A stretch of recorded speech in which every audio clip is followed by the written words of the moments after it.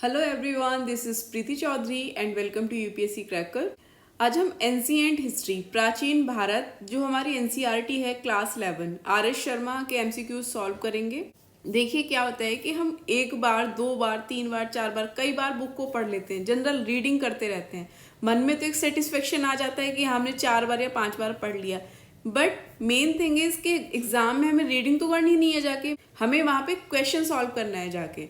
तो question solve करने से क्या होता है, आपका थॉट प्रोसेस जनरेट होता है। सोर्स आपका कुछ भी रहे, आप कहीं से भी कोई भी टेस्ट कीजिए, कहीं से भी एमसीक्यूज सॉल्व कीजिए, लेकिन आपको एमसीक्यूज और टेस्ट लगाने बहुत ज़रूरी होते हैं। आपको ये प्रैक्टिस करनी बहुत ज़रूरी है अपना थॉट प्रोसेस जनरेट करने के लिए। क्वेश्चन सॉल्व करने से हमें ये पता लगता है कि इतनी बार रीडिंग करने से हमें क्या मिला। और मेन थिंग ये होती है कि जैसे कोई चैप्टर हम पढ़ रहे हैं तो कैसे कोई चैप्टर, बेसिकली उस चैप्टर की लाइंस हमारे लिए कैसे इम्पॉर्टेंट हैं।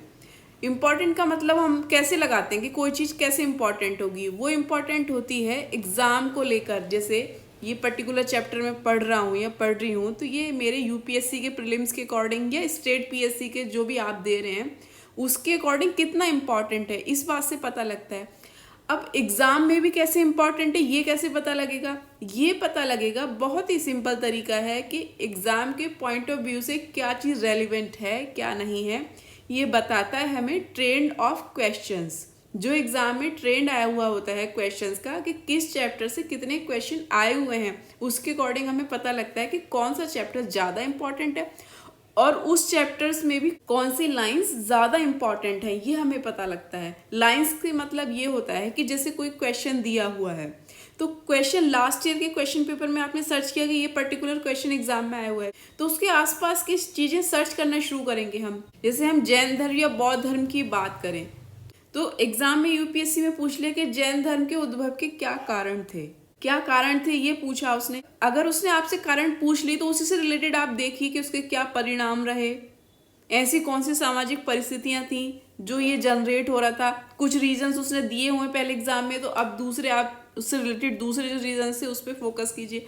तो ये तरीका होता है चीज़ों को पढ़ने का, और यहीं से पता लगता है कोई चीज़ हमारे एग्जाम के पॉइंट ऑफ व्यू से कितनी रेलिवेंट है कितनी नहीं है। हम एंशिएंट हिस्ट्री के सारे चैप्टर्स के क्वेश्चन सॉल्व करेंगे, complete ancient history regarding for prelims करेंगे। लेकिन आज जो हम स्टार्ट करेंगे, आज करेंगे 6 BC से, सबसे इंपॉर्टेंट चैप्टर से हम स्टार्ट करेंगे। तो 6 BC से स्टार्ट करेंगे, जैन और बौद्ध धर्म से। टेस्ट सीरीज सॉल्व करने का, एमसीक्यू सॉल्व करने का एक लाभ और होता है। क्या बेनिफिट होता है, जैसे अगर आपने चैप्टर नहीं पढ़ा है, बेसिकली स्टूडेंट्स क्या करते हैं, मॉडर्न इंडिया पे ज़्यादा फोकस रहते हैं।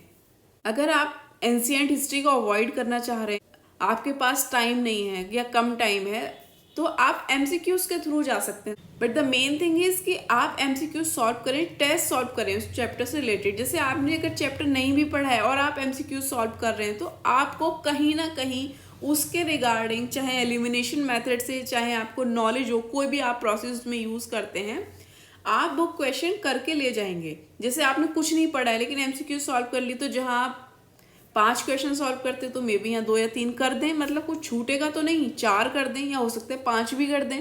तो एमसीक्यूज का ये बेनिफिट मिलता है, क्योंकि एमसीक्यूज जब आप सॉल्व करेंगे किसी चैप्टर के रिगार्डिंग, कई सारे एमसीक्यूज आपने करते चले गए, तो उसमें बचा क्या, ये तो उसमें कुछ बचता ही नहीं है। अगर 100 भी सॉल्व कर लिया आपने किसी चैप्टर के क्वेश्चंस, कुछ नहीं बचता उसमें। फिर मीन्स एक तरह से आपने पूरा चैप्टर पढ़ लिया और तरीके से पढ़ लिया, तरीके से याद रहने की फॉर्म में पढ़ लिया आपने वो। तो स्टार्ट करते हैं एंशिएंट हिस्ट्री प्राचीन भारत फर्स्ट टेस्ट, जैन धर्म बौद्ध धर्म 6 BC। फर्स्ट क्वेश्चन इज, अब तक तो आपको वीडियोस में पता लग ही गया होगा हमारा पैटर्न क्या रहता है क्वेश्चन सॉल्व करने का, कि जो एमसीक्यू दिया होता है सबसे पहले उसका कीवर्ड अंडरलाइन करते हैं और दूसरे स्टेप में एकदम करते हैं सत्य पूछे या असत्य पूछे, सबसे पहले ये चीज हम पॉइंट आउट करते हैं उसमें। तो ये क्वेश्चन कह रहा है, तो क्वेश्चन क्या कह रहा है, ईसा पूर्व 6ठी सदी के उत्तरार्ध के संबंध में निम्नलिखित कथनों पर चर्चा कीजिए। तो कीवर्ड इसका अंडरलाइन करेंगे हम, ईसा पूर्व 6ठी सदी के उत्तरार्ध के बारे में पूछा है। क्या पूछा है, सत्य पूछा है। सत्य कौन सा सत्य होगा। क्वेश्चन है, ईसा पूर्व 6ठी सदी के उत्तरार्ध के संबंध में निम्नलिखित कथनों पर चर्चा कीजिए। ऑप्शन, फर्स्ट ऑप्शन है, इस समय मध्य गंगा के मैदानों में अनेक धार्मिक संप्रदायों का उदय हुआ। दूसरा ऑप्शन है इस युग के करीब 62 धार्मिक संप्रदाय ज्ञात हैं। मतलब यह है कि 6ठी शताब्दी ईसा पूर्व जितने भी हमें संप्रदायों के बारे में पता लगा, आज वर्तमान में हम 62 धार्मिक संप्रदायों के बारे में जानते हैं। तीसरा, इनमें सबसे महत्वपूर्ण जैन संप्रदाय और बौद्ध संप्रदाय थे। तो बताइए निम्नलिखित में से कौन सा कथन सत्य है।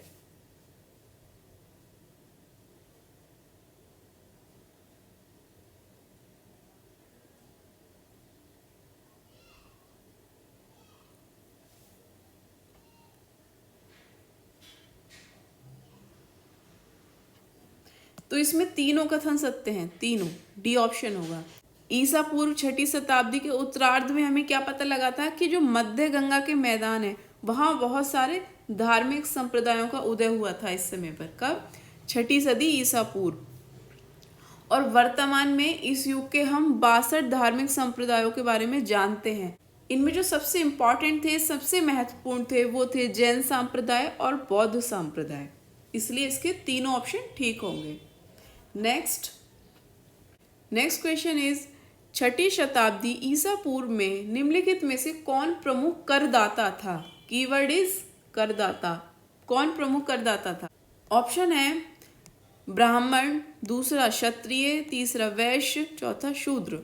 कौन था बताइए मुख्य करदाता?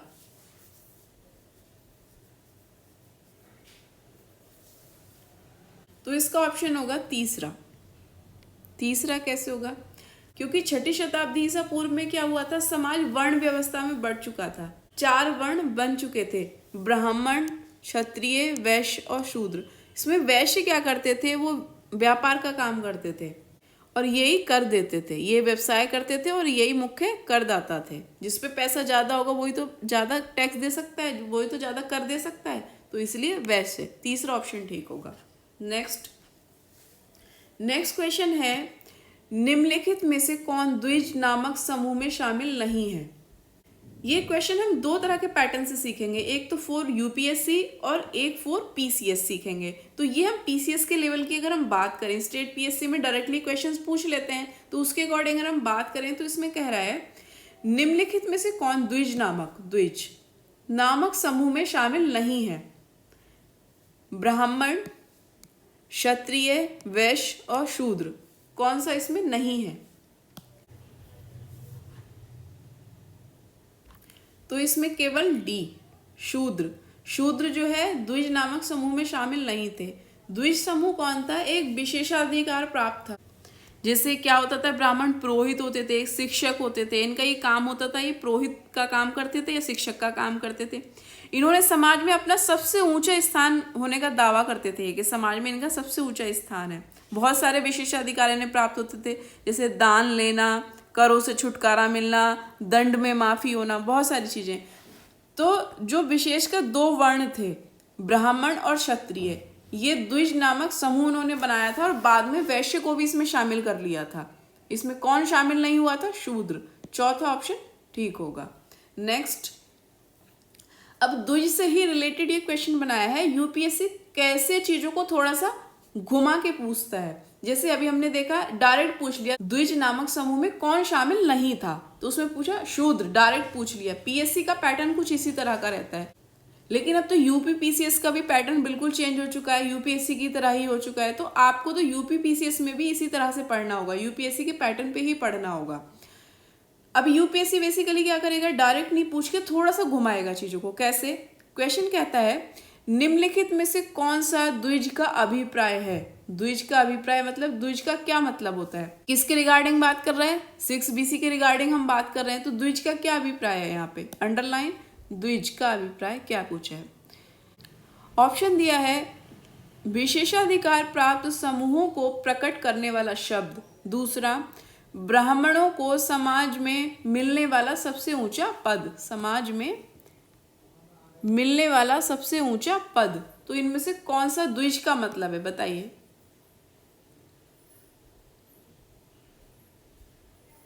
तो हम ऑलरेडी पिछले क्वेश्चन में डिस्कस कर चुके हैं कि द्विज का क्या मतलब है। केवल एक ऑप्शन ठीक होगा, विशेषाधिकार प्राप्त समूहों को प्रकट करने वाला शब्द, इसको द्विज बोलते हैं। इस समूह के लोगों को विशेषाधिकार प्राप्त थे। द्विज नाम का एक समूह था, इस समूह के लोगों को विशेषाधिकार प्राप्त थे। पहले इसमें कौन थे? ब्राह्मण, क्षत्रिय, बाद में इसमें वैश्य को भी मिला लिया गया। नेक्स्ट क्वेश्चन इज, ईसा पूर्व 6ठी शताब्दी के समाज की निम्नलिखित में से कौन सी विशेषताएं रही हैं? कीवर्ड है समाज की और क्या विशेषताएं। ऑप्शन कह रहा है, फर्स्ट ऑप्शन इज वैदिकोत्तर काल में, वैदिकोत्तर काल में समाज स्पष्टतः 4 वर्णों में विभाजित था। सेकंड ऑप्शन, स्त्रियों की भांति शूद्रों को भी वेद पढ़ने के अधिकार से अलग रखा गया। थर्ड ऑप्शन इज वैदिकोत्तर काल में शूद्र गृहदास, कृषिदास, शिल्पी और मजदूर के रूप में दिखाई देते हैं। तो इस समय के समाज की क्या क्या विशेषताएं थी, बताइए।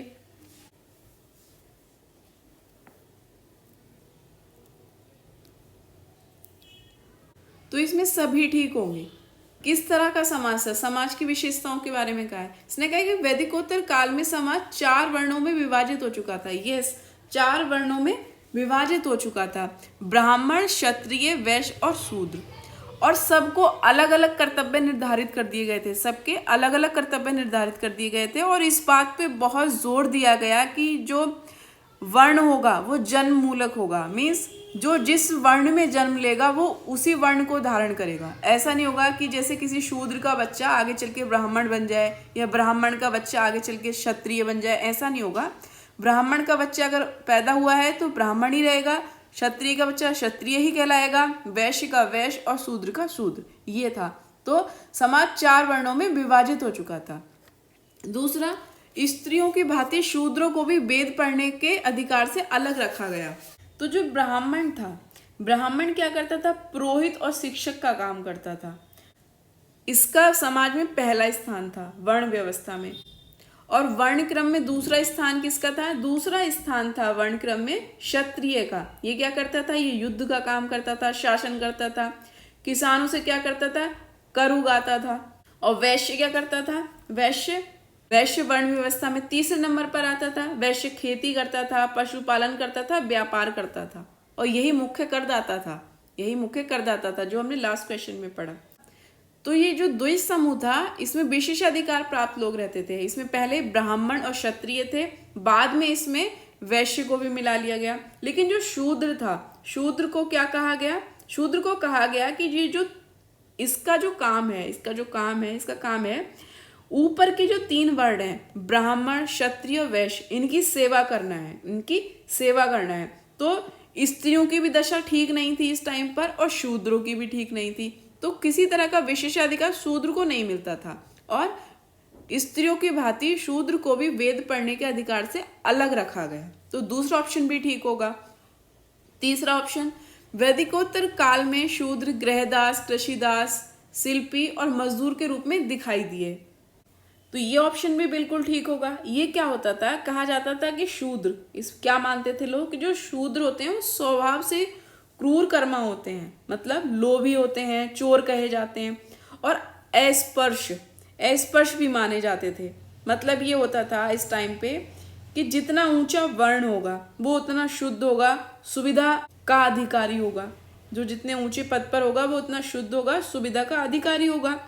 और अपराधी क्या होता था? जैसे अपराधी होगा जितने नीचे वर्ण का होगा, अपराध में क्या होता था कि जैसे अपराधी जितने नीचे वर्ण का होगा उसको उतनी ही कठोर दंड मिलेगा। इस तरह की व्यवस्था थी। तो इसमें 3 ऑप्शन ठीक होंगे। नेक्स्ट क्वेश्चन कह रहा है, निम्नलिखित में से किन कारणों से बौद्ध धर्म का उदय हुआ? बौद्ध धर्म का उदय क्यों हुआ?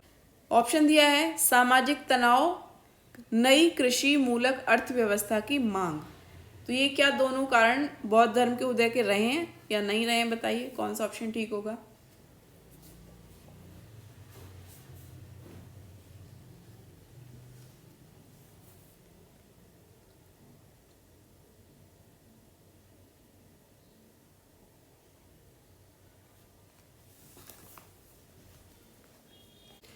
तो इसमें भी दोनों ऑप्शन ठीक होंगे। कैसे? सामाजिक तनाव बौद्ध धर्म के उदय का कैसे कारण रहा है? देखिए, जो क्षत्रिय थे इस टाइम पे, क्षत्रिय क्या काम करते थे? शासक का काम करते थे। मतलब ये शासक का काम करते थे। जैसे एक चीज ये होती है, जैसे वर्ण व्यवस्था में ब्राह्मण समाज को क्या था, प्रथम स्थान प्राप्त था और क्षत्रियों को दूसरा स्थान प्राप्त था। लेकिन क्षत्रिय क्या थे, शासक थे। तो जब दो शक्तियां आपस में पैरेलल होने की कोशिश करती हैं, या शक्ति को, जैसे आज के टाइम पे चाइना के साथ ऐसा हो रहा है, वो लगातार क्या कर रहा है, अमेरिका से कंपटीशन करने की कोशिश कर रहा है। दूसरे नंबर पे तो है अमेरिका से, इससे कोई डाउट नहीं है, अमेरिका से तो नहीं चाहिए, लेकिन वो उसके पैरेलल आने की कोशिश कर रहा है। इसकी वजह से क्या कर रहा है, पैरेलल आने के लिए जो शक्तियां हैं अमेरिका की, वो उनको नहीं मानने की कोशिश कर रहा है, उस चीज का विरोध करता है कि नहीं, ये चीज तुम ही नहीं, हम भी हैं, कुछ हमें भी उतनी ही पोजीशन चाहिए या तुमसे आगे पोजीशन चाहिए। इस तरह की जो मेंटेलिटी होती है, तो उससे क्या होगा, तनाव क्रिएट हो रहा है। आज के टाइम पे तो आप देख ही सकते हैं किस तरह का तनाव वर्ल्ड में क्रिएट हो चुका है कोरोना वायरस के थ्रू। तो यही सेम चीज तब हुई प्राचीन काल में। क्षत्रिय क्या करते थे, क्षत्रिय शासन का काम करते थे, और जो ब्राह्मणों को, जैसे पुरोहित हुए, ब्राह्मण हुए, ने क्या थे, जो विशेष अधिकार प्राप्त थे, उसके विरुद्ध रहते थे। और इसी विरोध के कारण, इसी से क्या हुआ, एक सामाजिक तनाव क्रिएट हुआ। और जिस तरह के समाज में डिमांड हो रही थी, उसी के अकॉर्डिंग, उस, जैसे कहते हैं आवश्यकता आविष्कार की जननी है, तो आवश्यकता हुई समाज में किसी पर्टिकुलर चीज को मानने वाली, वही बौद्ध धर्म ने लाके दे दी। बौद्ध धर्म ने वही सेम चीज वहां पे लाके दे दी। जैसे समाज में तनाव क्रिएट हो रहा था कि सब समान है, कोई क्षत्रिय नीचे नहीं है, ब्राह्मण ऊपर नहीं है, कोई किसी का विशेष अधिकार नहीं है, तो बौद्ध धर्म क्या करता था, समानता की बात करता था, वो वर्ण व्यवस्था को मानता ही नहीं था।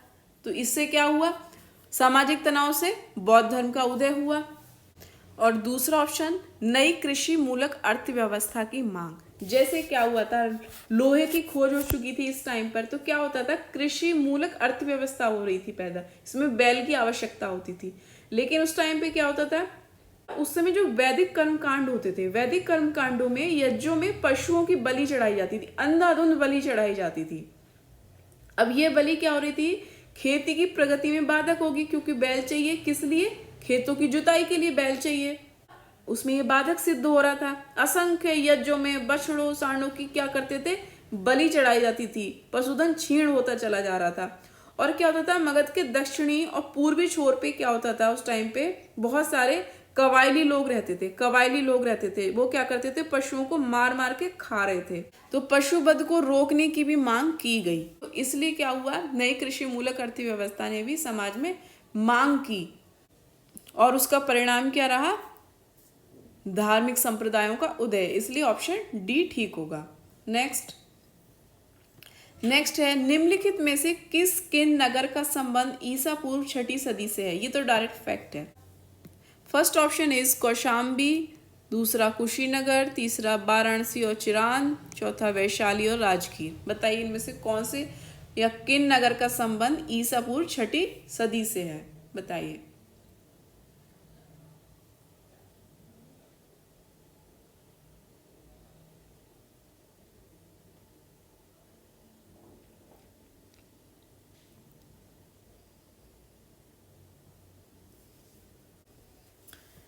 तो इसमें सभी ऑप्शन ठीक होंगे। डी। क्या हुआ था, जब नई कृषि मूलक अर्थव्यवस्था को क्या मिला, संरक्षण मिल गया था, नए नए संप्रदायों का उदय हुआ, वो उस तरह की बात करते थे जैसे समाज की डिमांड थी। तो क्या हुआ, पशु बल पे रोक लगी, समाज में शांति स्थापित हुई। इससे क्या, युद्ध कम हो गए, युद्ध कम हुए तो व्यापार को बढ़ावा मिला। अब कभी भी व्यापार को बढ़ावा मिलेगा, कृषि अच्छी होगी तो क्या होगा, अधिशेष, कृषि में अधिशेष होगा। तो जब समाज में शांति रहेगी और कृषि अच्छी होगी तो क्या होगा, लोग ज्यादा कृषि उगाएंगे, अधिशेष मतलब ज्यादा उगाने लग जाएंगे। जो ज्यादा उगेगा तो व्यापार बढ़ेगा, तो मार्केट बनेगा तो नगरों का विकास होगा। तो इसीलिए 6ठी ईसा पूर्व में नगरों का विकास हुआ। कौन कौन से नगरों का उदय हुआ, कौशाम्बी जो प्रयाग के समीप है आज के टाइम पे, दूसरा कुशीनगर मीन्स जो उत्तर प्रदेश का देवरिया है, तीसरा क्या हुआ, वाराणसी सब जानते हैं, और चिरांद। वैशाली उत्तरी बिहार में पड़ता है, राजगीर पटना से 100 किलोमीटर दूर है, दक्षिण पूर्व राजगीर। तो ये सारे नगरों का उदय हुआ उस टाइम पर, तो इसलिए ऑप्शन डी ठीक होगा। नेक्स्ट ऑप्शन है निम्नलिखित में से कौन सा कथन सत्य है। सत्य अंडरलाइन करते हैं। क्या कथन कह रहा है? फर्स्ट ऑप्शन है सबसे पुराने सिक्के ईसा पूर्व 6ठी सदी के हैं। सबसे पुराने सिक्के, सबसे पुराने, सबसे पुराना, सबसे खास, सबसे बाद में, ये चीज़ों पे जरूर फोकस करना होता है, हमें जरूर फोकस करना होता है। यूपीएससी जरूर पूछता है ये चीज़ें। सबसे पुराने सिक्के ईसा पूर्व 6ठी सदी के हैं जो पंच्ड मार्क्ड और आह सिक्के कहलाते हैं। दूसरा ऑप्शन है इनका प्रारंभिक प्रचलन पूर्वी उत्तर प्रदेश और बिहार में हुआ था। प्रारंभिक प्रचलन पूर्वी उत्तर प्रदेश और बिहार में हुआ था। तो बताइए कौन सा कथन सत्य है।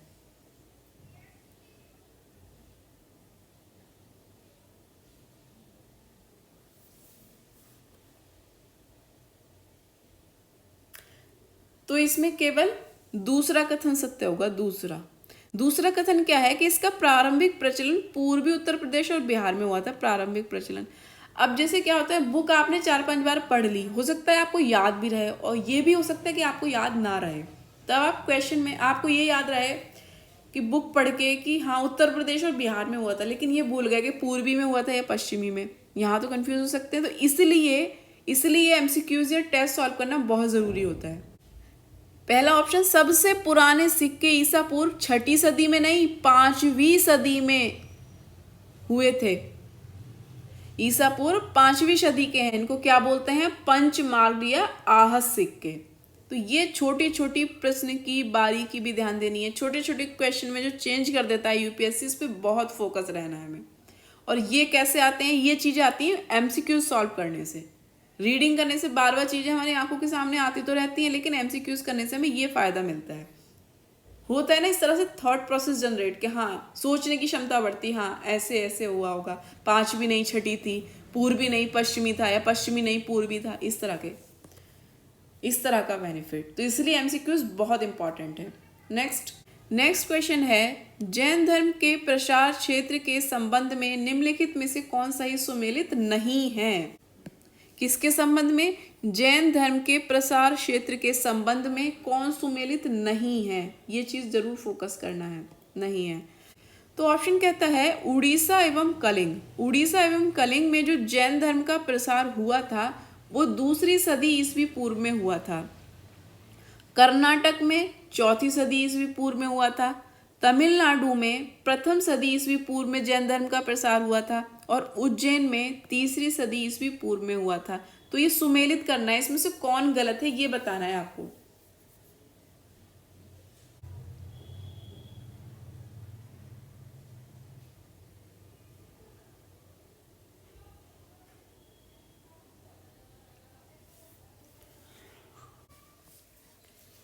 तो इसमें सी ऑप्शन ठीक होगा। सी कैसे?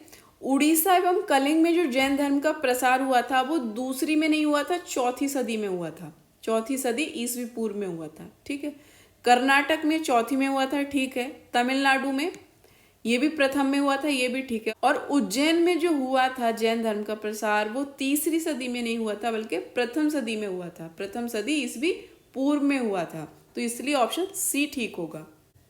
तो इस सीरीज में बस इतना ही। मिलते हैं नेक्स्ट वीडियो में कुछ नए क्वेश्चंस के साथ, नए कॉन्सेप्ट के साथ। तब तक रिवीजन करते रहिए। Thank you.